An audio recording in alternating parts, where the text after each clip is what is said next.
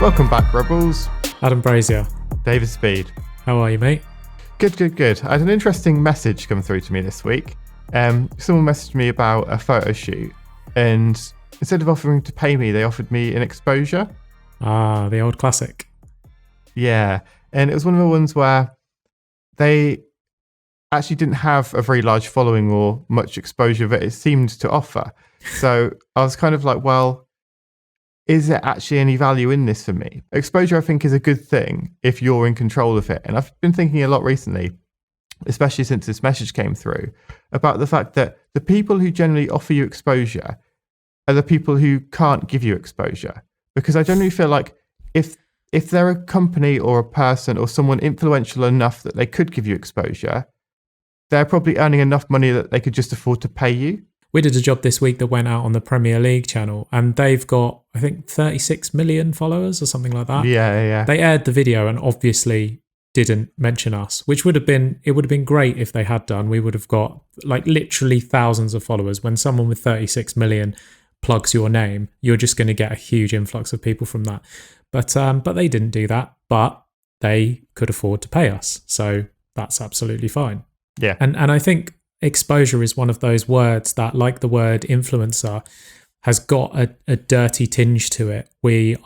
Because so many people have been burnt by companies or brands perceivingly, it's the power balance, perceivingly bigger than the person they're employing. And they're saying, I'm going to give you exposure as your form of payment. And so everyone has got their kind of guard up of people offering me exposure is a bad thing. I'm being exploited. However, the correct exposure from the correct places is actually really, really useful and can be a huge boost to your brand. They could give you a paycheck that is gone by this time next month, but if they actually do share you with their audience, that's an audience that's engaged, that's going to be interested in what you're doing, then that actually could be really valuable for the long term that goes much past one payday. Yeah, I suppose it's who you're getting exposed to, isn't it? Because we've been on TV a bunch of times doing painting related things, and it's never led to a job. It's never really led to anything. And that's getting shown to millions and millions of people. Yeah, if someone put us in a room on stage in front of the right audience, we could potentially get loads of sales, loads of connections. Like, there'd be so much value in that. And I suppose if someone ever does offer exposure, it's thinking like, well, who is their audience? For example, like the person who messaged me was in the fitness world. So and what I do isn't really not fitness related. So actually, for me to be exposed to lots of people in a world that would never employ me is completely pointless.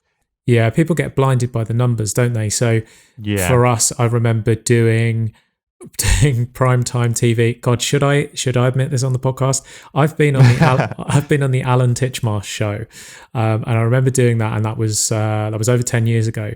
And like the live viewing of that, I think, was 3 million people, but they're 3 million grannies that are not looking for a graffiti artist. And it was a fun experience, and I'm glad I did it. But I thought it would turn into all of these jobs and all of these employment opportunities just because the number is so big. And you see TV and you think you get stars in your eyes. It's like most of the TV stuff that comes across our desk now, we turn down, unless we certainly wouldn't do an Alan Titchmarsh show now. If you're in a position in your business where you could really do with getting some eyeballs on your product, it has to be the right kind of eyeballs. It has to be potential customers. Otherwise, you're literally wasting your time. And especially if you're putting a lot of time and resources into the opportunity that's paying you in terms of exposure, you need to make sure that it's going to be a good time commitment, that you're going to be exposed to people who are potentially then going to give you the money that you didn't get from the exposure job. Yeah, and I think this is where it comes down to you being the one in control of when exposure is offered as a form of payment. Because it's like, if you go to someone else, if you make a list of people who you would like to get exposure from, or who could provide exposure in the right areas for you, if someone from that list contacts you and says, I can't pay you, but here's some exposure, then that might be worth considering, because you've already chose that in advance. If you want to develop a portfolio, if you want to grow in some way, if you want to make connections with someone you don't know already, then it might be worth offering to work for free for someone, because the exposure you'll get from that will be with the right people in the right field. And I think that's genuinely a difference. It's like most times when someone contacts us offering us exposure, actually the value there is going to be so low. Whereas if we go to someone else and say, we'll do this for you for free, because we know the exposure we'll get from it will benefit us, that seems like the way to do it. Yeah, it's being in the driving seat, isn't it? So I got a message recently from a onesie brand, and they want me to design a couple of onesies for them, and it's like it's such a fun opportunity. And like they said how much they were going to pay, and it was 500 quid. They're like, we've got 500 quid for your like time in designing it, and then I get a percentage of however many onesies are sold. And I said to them, I want to do it on like a pre-order basis, so that nothing like, so there's not wastage after doing an episode with Lauren Bravo. I don't want to do like produce thousands of them that then like are not sold. But it's like, I wouldn't normally do that for 500 quid, but like it's with One Piece. I think they're a cool brand. Yeah. I like what they're doing, and I just think it would be fun to make a onesie. So that like they've got quite a large following, like, so it's good for me in terms of exposure there. And it's a project like, so I'm in the driver's seat there. I'm like, okay, well you can't tell me what to make, like design wise. I'm in charge, and like it's taking the control. It's something that I want to do. I've decided I wouldn't normally do something like that for 500 quid, but because it's a project that I want to work on, I will do it.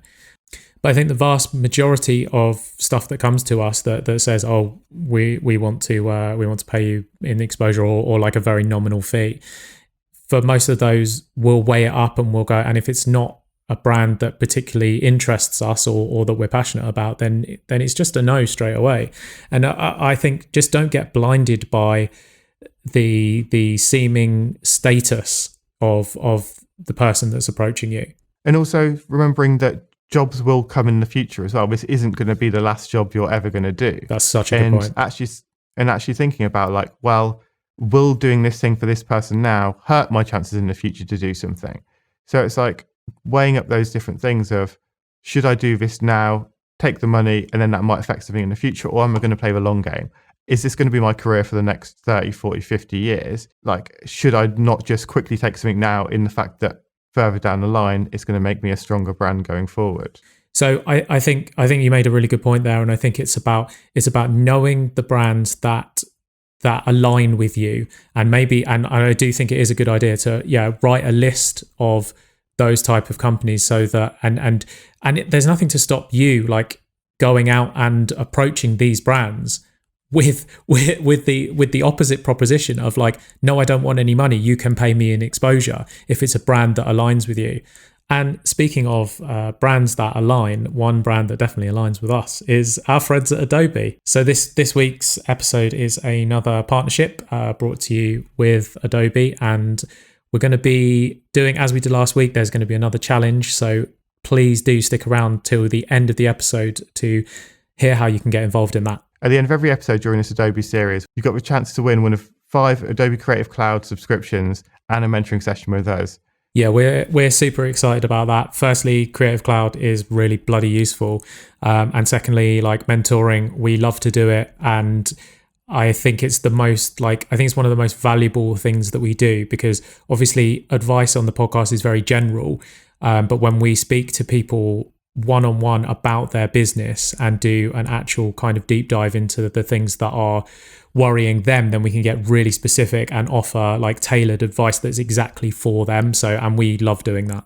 Yeah, it's always so good to sit down with someone and help them directly with whatever it is they're doing. This week's guest, Jessica Kobeissi, is someone who I really look up to. So it's always great to sit down with guests and like really dig into what makes them successful. And yeah, Jessica is so lovely, but her accent scares me that she might just flip New York on me at some point. but she's so lovely, and this was a really fun chat. And I think her story is so familiar in many ways to other guests that we've had of big life events that have pushed her in different directions, and just that consistency of showing up every day that's really kind of brought her success over the years.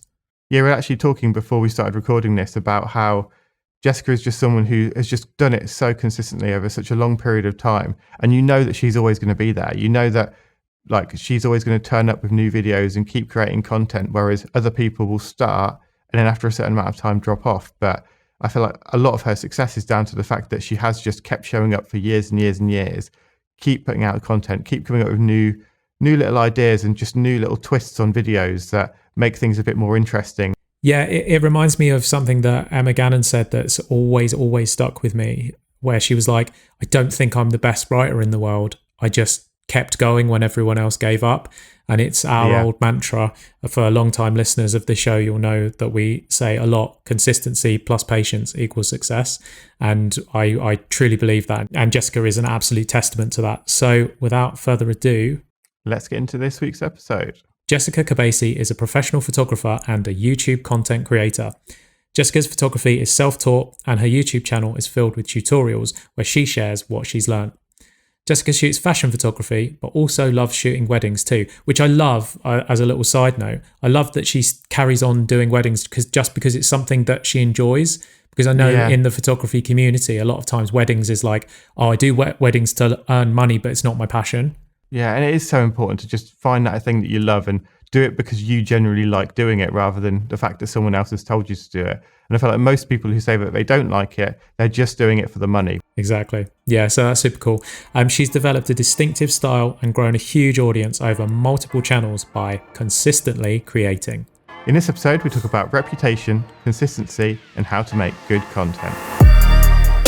It's just sharing your unique perspective and also just showing your personality and who you are as a person, I think is very important.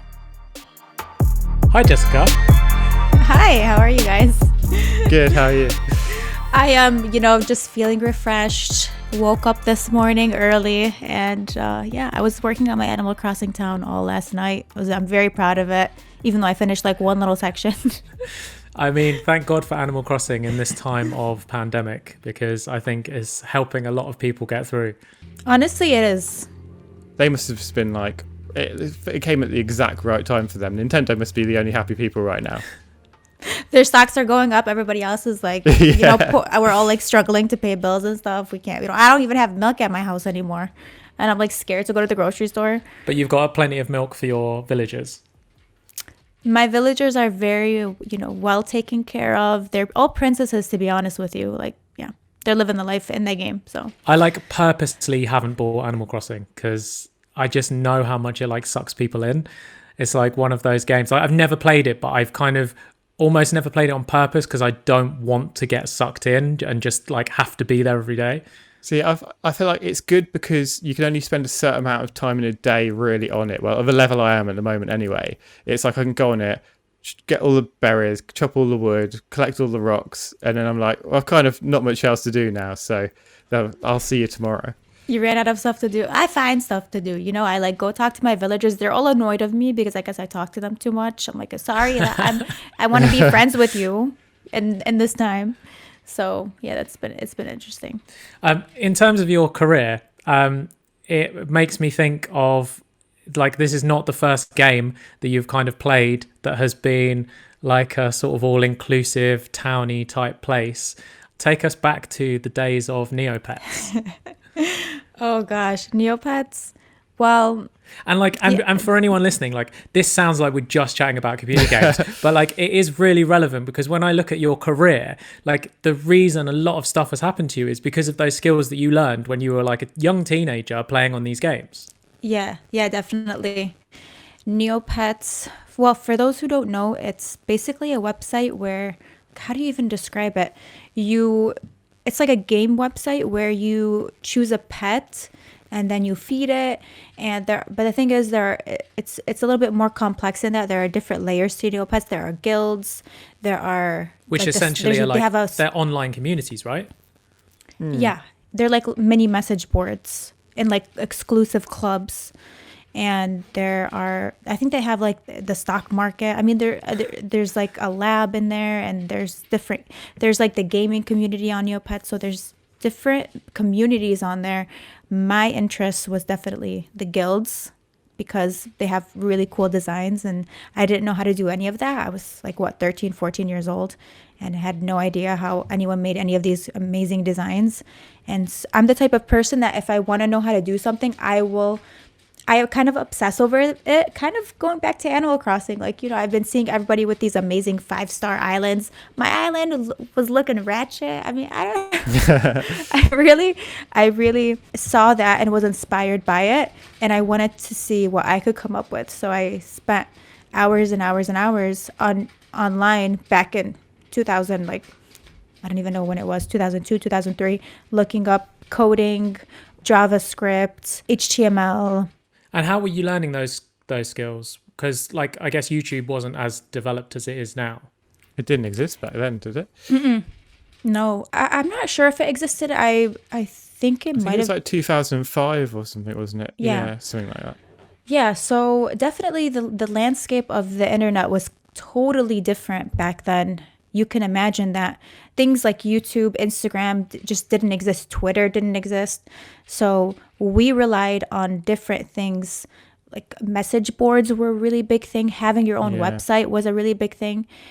For us, there was an influx of HTML websites HTML, CSS, JavaScript, basically websites to help people learn coding because it was such a big thing to have your own website. And so people were capitalizing on the fact that, hey, a lot of people are making their own websites. They need to learn how to code. Let's teach them. So there were so many of these websites. One website in particular that I would go on is Lisa Explains. I think it's still around, actually. I visit it every now and then. Yeah, so I would go on those websites.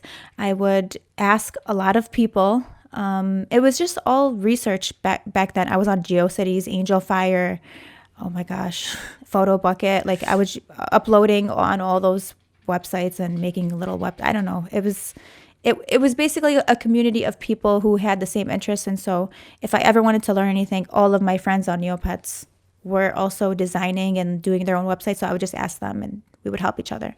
And was there a degree of kind of learning by doing as well, just trying stuff and seeing what worked? Yeah, mostly failing for me. Yeah. I don't think I was pretty good at coding. I could code my own website from scratch. I'm talking, you give me a blank page and in a couple of days I make it a website and you see, a template and you see the boxes and everything for that and the navigation and the separate pages. So I was able to learn quite a few things. The only thing was I don't think that it was really my passion. So I was never, I don't know. I just feel like I wasn't really that good at it, but I liked doing it at the time. Did you have friends at school who were interested in the same thing, or was this just an online community that you were part of? Oh gosh, no one in my school. I grew up in a Arab community and people didn't really do that type of thing. They didn't go on these message boards, and I always felt like an outsider in that respect and what I did. So I had a lot of online friends who were just like me. I just like different things, and a lot of my friends in real life really didn't understand. Would you say that you still feel like an outsider at all? How is YouTubing in the Arab community? It's not as different now. Back then, it definitely was. Uploading a YouTube video, it was like, what is she doing? That's weird. That's kind of strange. It's just something that you didn't do in the community because you kind of went with what everybody else was doing and just kind of fit in. But for me, I really wanted to express myself and be creative and be funny. And so I did the YouTube videos. And so I really stood out. That's quite brave as well, because I think so many of us, we do kind of just want to do what everyone else does because we don't want to be laughed at or whatever. And you can only really kind of justify it. You can justify it now because you can come back and you can be like, well, you thought I was crazy, but here's this YouTube channel that's really successful. It's the same with us, with our business. Everyone said we were crazy. And then now we can say, well, look, we built this successful business. But in the early days when we're building it, everyone's saying we're crazy and we've got no social media following, we've got no big jobs to speak of. And when you're building your channel and everyone's telling you you're crazy and you've got no views, what was it that kind of kept you going? Did you always see a light at the end of the tunnel, or were you just in love with the process? What was it that kept you going? I don't know why, but I always visualized that I would succeed in my head. For some reason, I always thought, for instance, when I was working as a cashier at Best Buy, it's like a computer store. Yeah. So when I was working there, even though it wasn't my favorite job in the world, I kept telling myself, this is only temporary. I have bigger and better things. And that's the same thing that I told myself through every job I did that wasn't, my dream job.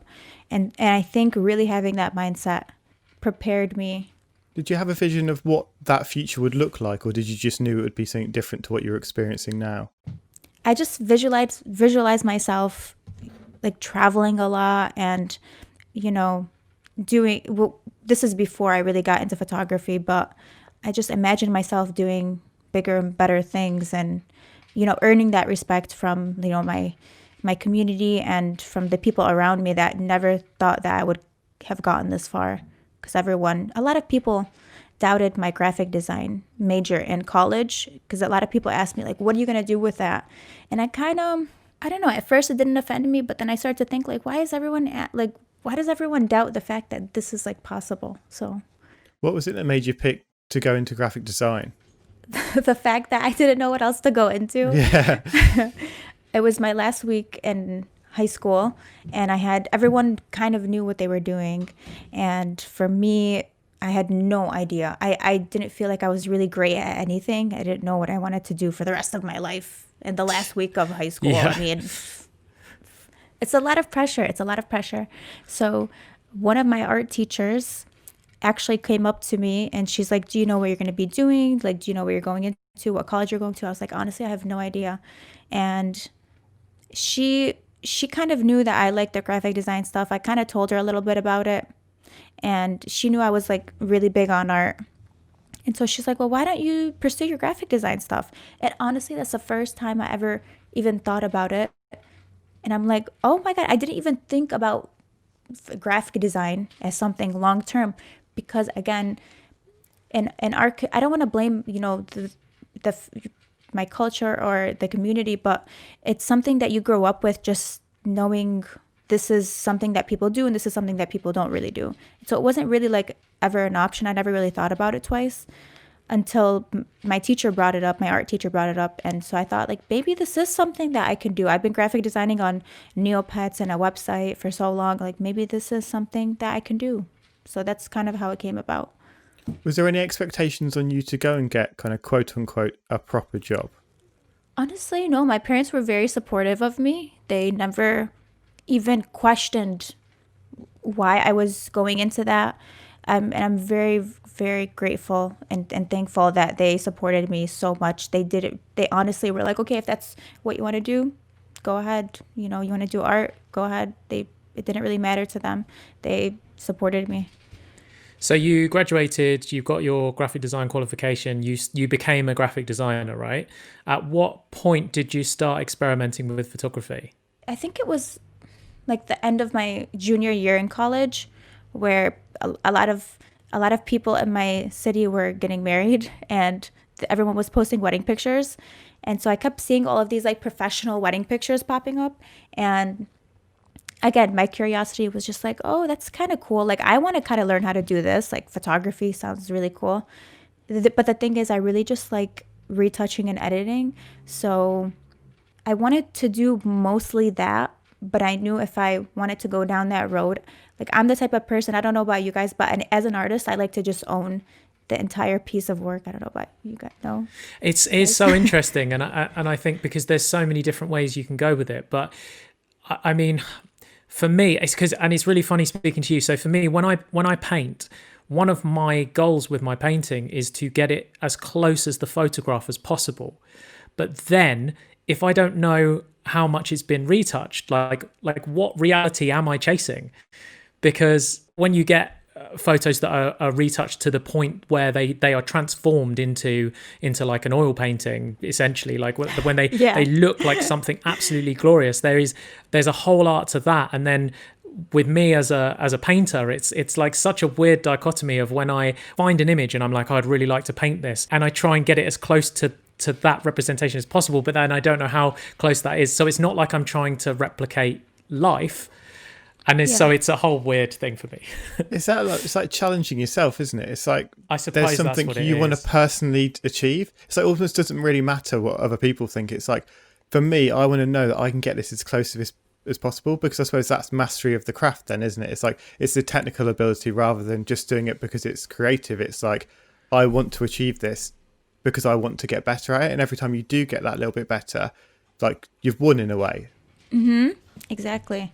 The only thing is, when you make that progress, for me in graphic design, I never felt like, okay, I'm getting a lot better. I just felt like, okay, I'm floating by. It's not bad. This is not a bad piece of work. I wasn't enjoying it as much. But with photography, I was completely obsessed with it. I was staying up till like 3 a.m, learning new things about it, researching it. I mean, it really was an obsession at that point. And so that's kind of how I knew, okay, this is something that really interests me. So a lot of people ask me, like, how do you know that that's what you're really passionate about? I don't really know what I like. How do I find out what I want to do? And I just tell them, like, you will know right away that this is what you're meant to do, because your passion, like, you won't even have to be like, oh great, now I have to like go retouch this picture. Well, so I mean, I got to that point now, but in the beginning, you'll just be completely enamored with it and just want to learn more voluntarily. On that topic there, like, how do you keep a balance of making sure you don't overdo it to fall out of love with it? Because I know I've had that a few times where I've thought, oh, this is great, I'm definitely passionate about this, and you just throw everything into it to a stage where you're like, this isn't fun anymore. I'm just doing this. It'll almost become a job. So for me, I think a lot of people make the mistake of going in too quickly and investing too much into it. And I say that because you got to take things slow with it. It's just like, it's just like a relationship. You don't want to like jump in and be like, I want to marry you, let's get married tomorrow. You want to just see how it goes. And if you're enjoying the process and if you're enjoying photography, then you want it to be a smooth transition, not something where you go and buy a $5,000-$6,000 camera as your first camera and just, and then you start thinking like, oh, I spent all this money, like I'm not taking the best pictures, this is not for me, I give up. A lot of my friends were like, hey, I tried photography, but I gave up because I did a photo shoot and the pictures didn't turn out good. Well, I would kind of say maybe it's not really what you like to do, because if you really liked it, that would actually be like a challenge, like what Adam was saying. You would want to like keep getting better. Yeah, because I feel like for me, I feel like the best way for anyone when they start is to just kind of like get an affordable tool and just use that to a stage where you can't do any more with it. So for example, like recently I've been doing kind of retouched photos of people's iPhone selfies that they send me, because I can't go out of the house to shoot stuff. So I've just got people to send me selfies, which are generally from like kind of awful, the front camera on a phone, which is awful quality JPEG, like really hard. But when you're actually editing, you can actually get quite a good image out of that. And that's with like, that didn't cost me anything. It's like, if you wanted to start you can't even afford a camera, just get other people to send you their photos so you can start retouching those. But it's like with kind of like my cameras, I've got to a stage where I've got loads. But when you first started, it was like I just bought something that was affordable, and then got to a stage when I was like, I could do with more from this, because I've almost pushed it to its limit. And I feel like not enough people do push it to its limit, because if you do get to a stage where actually I can't get what I need out of this photo because I've tried and I've pushed it to its limit and it just can't do that, then maybe decide to upgrade. But to start with, it's like, I mean, and for you, like even the shots you've been taking recently, just using Lightroom to take the raw photo from it, like those have turned out to be some of like your best photos, and it's just from your phone. Yeah, I started doing a lot of street photography as well now. That I used to take my big camera out of me all the time, but if I'm just doing like buildings, now I just use the Lightroom app on my phone, and those pictures, like, you couldn't tell. I'll often like take two, stitch them together in Lightroom, and it's like you couldn't tell that was shot on my phone rather than on a thousands of pounds camera. I might disagree with you about that. I'm not a huge fan of iPhone photography, actually. I get a lot of emails from companies and brands asking me to do iPhone photography, promote it, all this. And I don't know, I'm not a huge, I don't know. But I mean, for the reason that you're saying, I totally understand. Like in this situation, you're out and you just want to take a quick picture. Cool. It turns out nice on the iPhone. But like, I don't know about what you guys think about like iPhone photography. See, I would say like in terms of like what I like in my style, because I do a lot of like beauty that's like super high resolution, close up, sharp. Like you can't get that with a phone. You just can't. Yeah. Okay. Yeah. So like for any portrait stuff, I generally use everything is with a camera. But if I'm doing like street photos of like buildings, so I've got like a feed of just like building facades, so that's fine because it's like I can I'm only posting it on Instagram, so the level of detail that's in there, you can get out. Like if you put the iPhone and 42 megapixel pictures side by side on Instagram, you can't really tell the difference on there. But with portraits, it's a completely different game because for sure. Yeah, because I need to be able to see pause. I know. Sometimes I'll get comments on YouTube like, "Oh, this looks like it was taken on an iPhone." I was like, "Okay, I mean, Yeah, because they've seen iPhone commercials that have some huge lens stuck on the back of the iPhone, and it's like they make it look technically like it's taken by an iPhone. Yeah. I don't know how you guys feel about that, but I mean, it's a double-edged sword because we understand that. Not everybody has access to a camera, but at the same time, cameras right now are cheaper than iPhones. Some professional cameras. And sometimes I'm asked to promote iPhone photography. And I think that it could do more harm to our industry than good because we're kind of like minimizing the equipment that we use and minimizing our jobs is simply like taking an iPhone and just like taking a picture when it's really a lot more than that. Just being able to use manual mode on a Canon or a Nikon, that's very difficult to do. So yeah, I just think it's very interesting. So one thing I hear like thrown around a lot is because like it's really hard to be a photographer nowadays because like the barrier to entry is so low. Anyone can be a photographer. You've either got your phone in your pocket or you can get really affordable gear nowadays.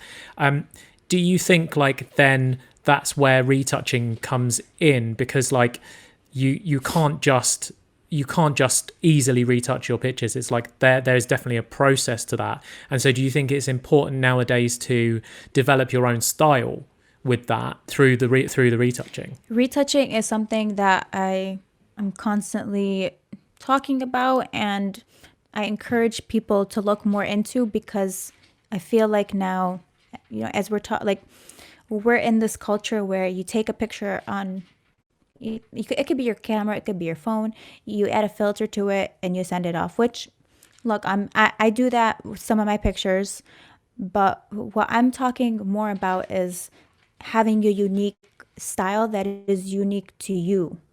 And everybody can use the same filter. We know that it'll make the picture look nice. I'm not saying like you're gonna have ugly pictures. You're gonna have a nice picture, but you're gonna have something very similar to other people. Whereas, you want someone to look at a picture and be like, oh, Adam took this picture. Yeah, I definitely know David took this picture. It's definitely his style. So that's when you have something unique that is distinguishable to you. Clients will be more appealed to book you over somebody else because they're more intrigued by your style. They want something that is a little bit more unique. So that's why I'm kind of always pushing, have your own editing style, learn post-processing. It can seem daunting, but it's actually a lot of fun. It's a very long process, I'll tell you that, but it's a lot of fun. And how does someone find a style? What I would do is maybe go on Pinterest and look up editorials and see what kind of style you like. I have a folder with all of my favorite pictures and I'm constantly looking back at them for inspiration. And I kind of, I feel like my style is the combination of all my favorite pictures put together, and then obviously a little bit of my own personality and my, the coloring that I like. So I would say it's a lot of trial and error, and you have to actually go and do the work and fail a lot to be able to get the style that you want. Because if you go back on my Instagram and you go back to like 2015, you'll see pictures that don't even match with my style now, that look a lot different than how I edit. And again, it's a process of over 4 or 5 years. It's not, hey, I came out, I got my camera, I took a picture and I put this filter over it and that's my style. It took years to develop, but it was totally worth it. And by the way, Adam, you said something very interesting. You said, like everybody, it's easier to become a photographer now in the industry. Is that kind of, you said like the bar is a little, like, I don't want to say the bar is low, but. Yeah. I mean, that's something that I've heard bandied around. I don't know if it's necessarily true, but it's definitely something that people do say online is everyone's a photographer nowadays. I suppose the issue there is like, yes, everyone is a photographer if the term photographer is just someone with access to a camera. Whereas like as soon as it's like a level of professionalism, it's like even if someone had an expensive camera, it doesn't make them a photographer if they don't actually go out and shoot and like create stuff with it. Well, I mean, I have a very expensive camera in front of me right now, and I have to phone you every single time that I want to try and use it. So exactly, it's like if you go to an art shop and buy all of the equipment, it doesn't make you an artist. Yeah, it's funny. I always notice it happens a lot on tattooers, Instagrams and stuff, and you see in the comments like, oh, what machine did you use for this? As if they buy that machine, they're all of a sudden going to be able to create these breathtaking tattoos. It's like, It doesn't work like that, dude. It's interesting because, okay, I mean, technically you can call anybody a photographer, but what is somebody willing to pay for? What's the value that person is bringing? Yeah. For instance, my sister can go and start posting on Instagram like, oh, I'm a photographer. She's taking pictures. But how much are people willing to pay for those pictures, And are people willing to book her at all? Are people willing to trust her with a wedding or an engagement? So I think that is where, the line is drawn in terms of, a hobbyist photographer, which, listen, photography is a lot of fun. I feel like, a lot of people are doing it now. It's more accessible than ever before. But there's definitely a distinction between the professional that gets paid to do this, that retouches their own pictures, versus someone with an iPhone that's taking pictures, the person who takes pictures of like their outfits for, I don't know, their blog or something. You know what I mean? How important do you think a personal brand is for a photographer? Oh my gosh, I have to be careful what I say here because my personal brand is all over the place. I would say, I think that your reputation, the way that you treat people and how efficient you are and how professional you are is really the most important thing in the industry. And of course, your work being good and is very important. But you can have the best work and still be a nightmare to work with, and no one's going to want to work with you. So I think you just have to, a brand is important, but you can have the best branding and everything. What does that really mean if the work's not there and you're a terrible person? So I feel like you have to kind of have a little bit of everything. Something that Gary Vee says is that your personal brand that's just a fancy way of saying your reputation. Mm-hmm. And you mentioned it there, like reputation is so important. Reputation. Yeah, and if you've got like an attitude, or you're like bad with clients, or you're unprofessional, it's like that becomes your personal brand. That becomes what you're known for. So yeah, I totally agree. It's becoming known for being someone who's easy to work with, who has their own vision, but will work with you to make the best product. I think it's really important as well because like life is really long and your career is going to be over like decades. So it makes sense to be a nice person, to be easy to work with, because all you have to do is get that kind of foot in the door once. And as soon as you've got that, then that's open to you forever if you keep producing at the level that is expected. Exactly. Word of mouth is a great marketing tool. Yeah. So if you're a really, really nice person, you were a pleasure to work with, the bride had a great experience with you, she's going to be telling all her friends. But if she had a terrible experience, she's definitely going to be telling all of her friends plus 10 times more people. So after you graduated, you're doing you went into graphic design, but you already, like you mentioned earlier, you already knew that it wasn't what you enjoyed. Like you were cool with it and you were good at it and you were having fun with it. But when you knew you wanted to get into photography and do some other stuff, how did you get the courage to leave like a proper safe job and go freelance? Well, that really was not my decision. I was actually laid off of my graphic design job. There you go, another one. We've had so many on this show of like literally every time someone goes to start following their passion, it's because something bad's happened, like being made redundant. When I was working at this marketing agency, although I loved my coworkers, and actually it's funny because a lot of them are British. It was like, yeah, they were the sweetest Brits. But deep in my heart, I knew that it's not really what I wanted to do. I had been doing photography for about 3 years when I was working at this marketing agency full time. I had a lot of student loans. I was paying bills. I have utilities like rent, all that stuff. And it wasn't even a question of, okay, like I want to do photography full time. It was just like, can I even afford to leave this job? Because I have so many loans. And I was basically working 2 jobs. I would leave my job at like 5 p.m. after working a 9 to 5. I would drive like an hour back to my city and then shoot an engagement and then edit those pictures and then, do senior pictures on the weekends. And it was tough working 2 jobs, but I knew that's what I had to do to pay my loans.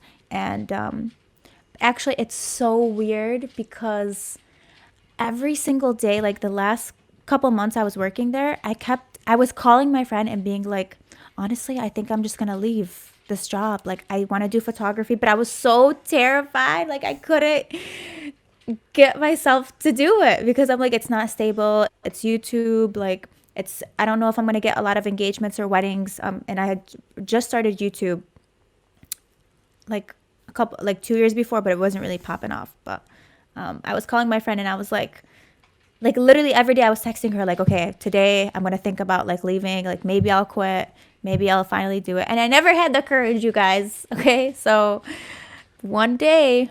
What would you say to your younger self now? Would you have said, just go for it? Or do you reckon you made the right, were you fortunate in that it happened that way? I think the universe came together and was like, Jessica, you're annoying. Like you're overdue. Like just leave already.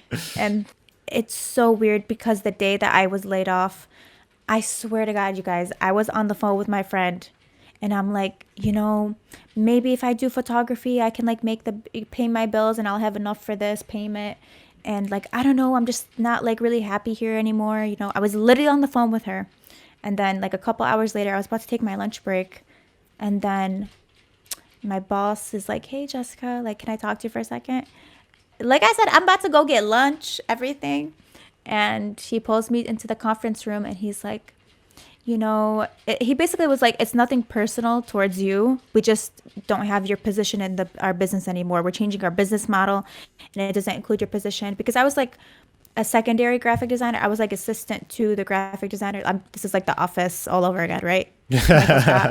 Michael Dwight, yeah. Sure. I was Dwight in that situation. You're assistant too, rather than assistant. So I was, the thing is, they all knew that I loved doing photography because they found out I did it and they were like, hey, can you do our headshots for our website? So they knew I did photography and I did photography for the agency a couple times. And so he's like, I see your passion in photography and I think that you should pursue that. You're so talented. Thanks, Chris, if you're listening to this. and then I had to leave right after that. I got my stuff and I just left right out. I didn't say bye to any of my coworkers.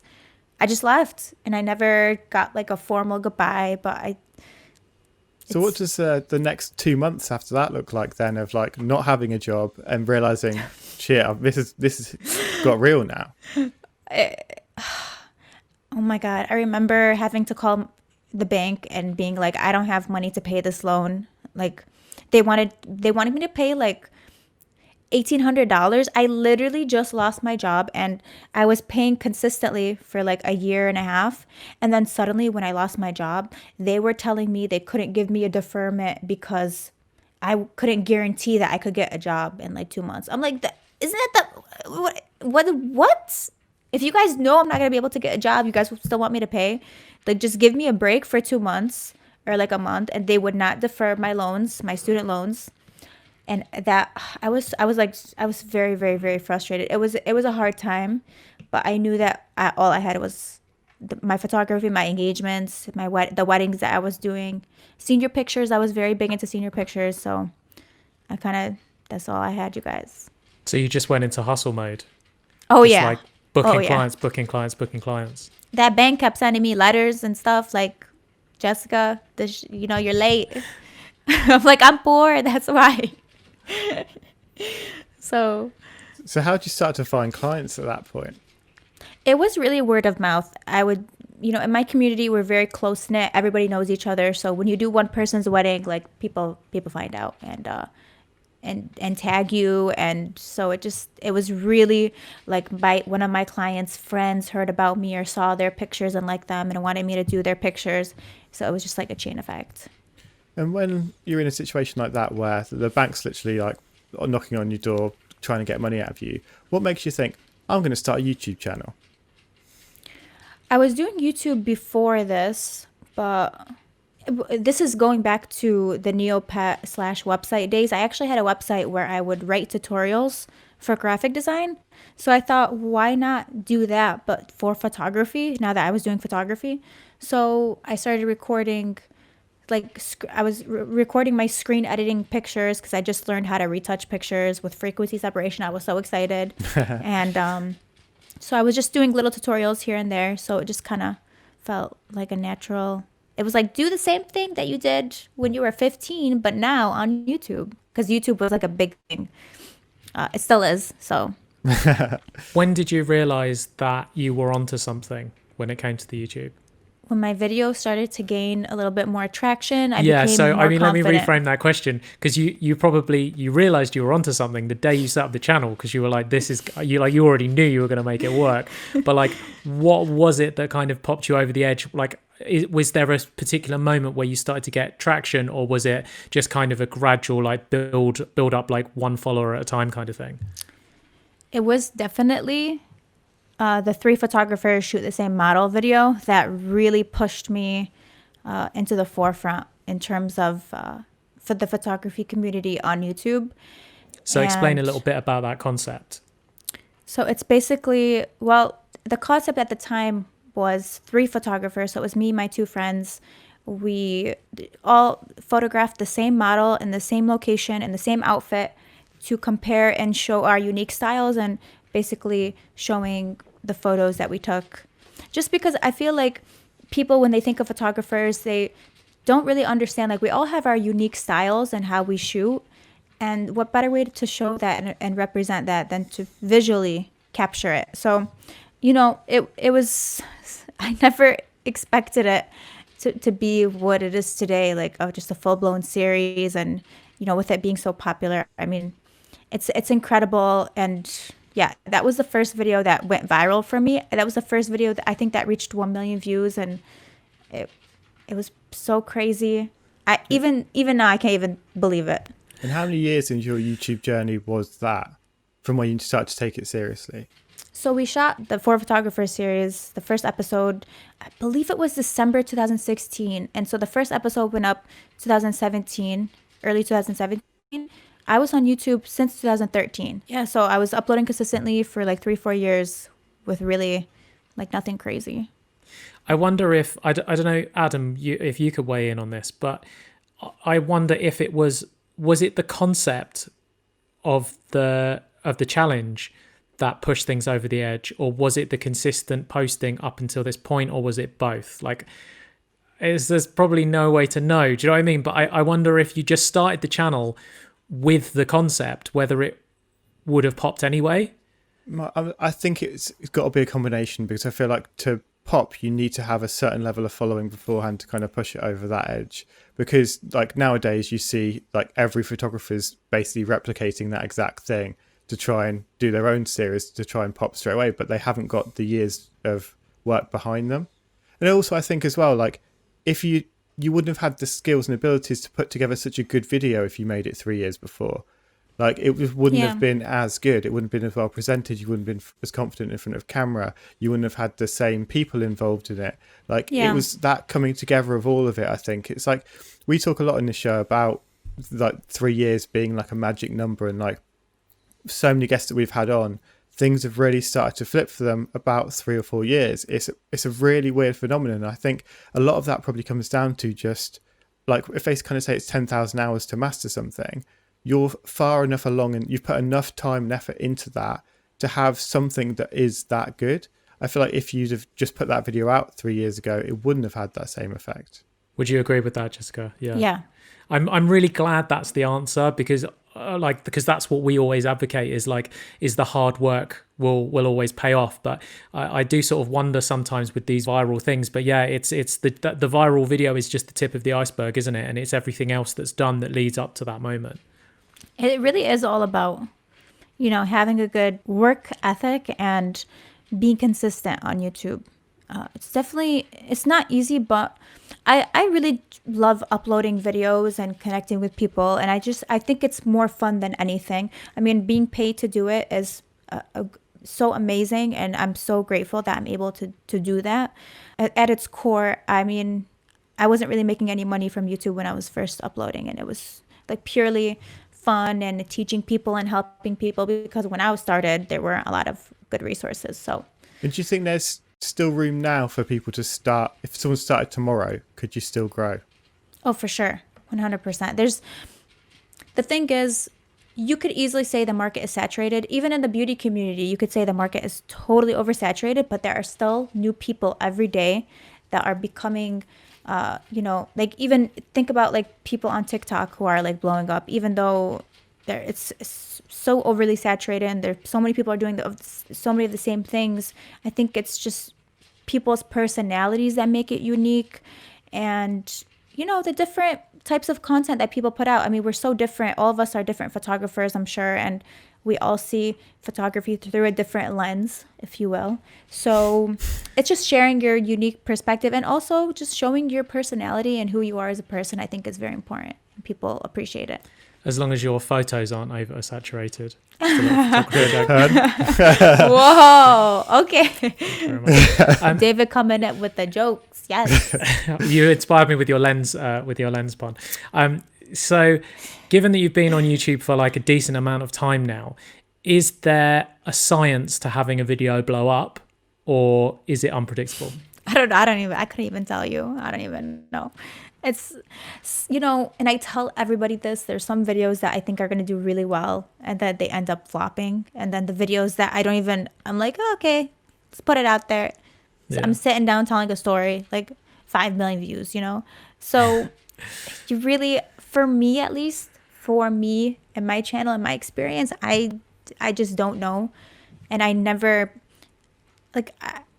I just make the content that I like and just hope it does well. And if it doesn't, that's okay. I always have another chance. There's always another video. So I'm not like, I see people on YouTube. Have you guys seen those YouTubers? Like the ones who are legit living in like mansions, millions of dollars, and then they get a video with like less than 5 million views and they're like crying like, oh, like this isn't doing very well. I'm taking it down. Like, I'm just, I know I can do better. Like, I'm like, oh my gosh. Like, I don't want to come up to that point. Well, I feel like as soon as you get to that level, then you're not doing it for the fun of it. You're doing it for the views. Yeah. I don't want to, what I mean to say is I don't want it to like take over my life. I don't want to be obsessing over like every view. Some videos are going to do well, some are not. And that's just the way the world works. Sometimes you will get consistently a good amount of views. Sometimes, you might not do so well and you'll have rough patches in your career. And even on YouTube. So you just have to accept it. That's part of the journey. Not everything's going to be successful. But I definitely don't want to be. If you guys see me on Snapchat or something or Instagram, crying because my video only got 3 million views, I want you guys to like yell at me. Send me a DM and be like, Jessica, take this down. We'll have an intervention. Please be like, Jessica, join this chat because we got to talk to you because you're embarrassing yourself and your family. Would you say that you've kind of built a community? I don't want to take that much credit. I don't know. I can't see the impact that I have, if any. I just think I'm just a normal, everyday person that, has some success here and there. I don't see myself as maybe the way you guys see me. I don't know. You must get messages from people saying that you've helped them. Oh, for sure. And when I meet people in person too, they're telling me I can't even, my heart can't even handle it sometimes. I'm like, I inspired you? Like me? But sometimes I'm like a clown, I'm over here making jokes all the time and getting yelled at by my mom, in Arabic, and my cat is meowing at me all the time, annoyed of me. So sometimes I can't believe that I had that impact on people because just a couple of years prior, I was really just.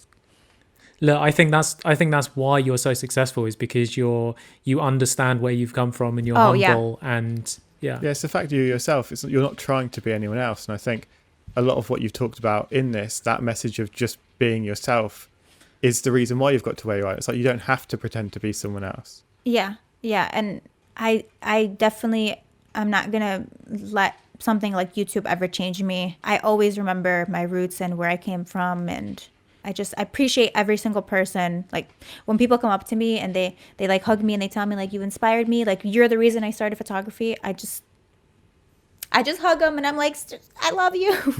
so sweet for them to take the time to come and, say that to me. And it's amazing. It's so amazing. I'm so grateful. So what advice would you give to anyone that's maybe scared of, like, say they love photography, but they're scared to post their images on Instagram, or they're scared to publish a video on YouTube? What would your advice to those people be? Just do it. Don't think twice about it, because if you wait for the perfect moment, or when you get your hair done, or when your eyebrows are grown out, it's never going to happen. There's never the right time. And even me, there are so many comments that I get critiquing my photography, criticizing it. Some people don't like my photography, and that's okay, because I like my photography, and I think that's what is important. And that, not everybody is going to like everything that you do. It's especially on YouTube. YouTube, when you put yourself out on YouTube, you better be ready for the comments. Better be ready for everything. So just as long as you are happy with what you do and you're open to constructive criticism, you're open to learning more and, receiving feedback, then I think that is the most important thing. Because I don't think, you should go on YouTube with the attitude like, okay, my work is the best, I'm not changing for anybody. I'm open to constructive critique. Like I'll read comments and be like, okay, like maybe I did crop too low, or maybe this is a little oversaturated. Like I'll look back and be like, okay, like where can I improve, because I want to improve. Not like, oh no, they're just hating on me because like I'm amazing, and because I know I have so much more to learn. So that's the attitude that I think people should have when they put their work out there. Amazing. Jessica, where can people find you online? Google. No, I'm just joking. Instagram, Twitter, Jessica Kobeissi, basically. Everywhere. We'll find you. Thank you so much. Thanks so much for that. Hey guys, before we go, we've got a little competition for you. Every week, as part of this Adobe partnership, we're giving away a free mentoring session with us, the Creative Rebels, and a year's free subscription to the Adobe Creative Cloud. 4 runners-up will also get a subscription to the Creative Cloud. Inspired by this week's guest, Jessica Kobeissi, we want you to take a photo, whether that's with your phone or camera, and edit it using Lightroom. Inspired by Jessica's work, we want you to really play around with colours. Let's see what you can do with the HSL sliders and colour curves. If you've not used Lightroom before, there's some great tutorials on Adobe's website. And if you don't have the Creative Cloud yet, you can always go to creativerebels.co/Adobe for a free trial. Winners will be selected 2 weeks from today, so let's get snapping. And submit your photos on Instagram using the hashtag AdobeXCreativeRebels. And remember, always be creating. See ya!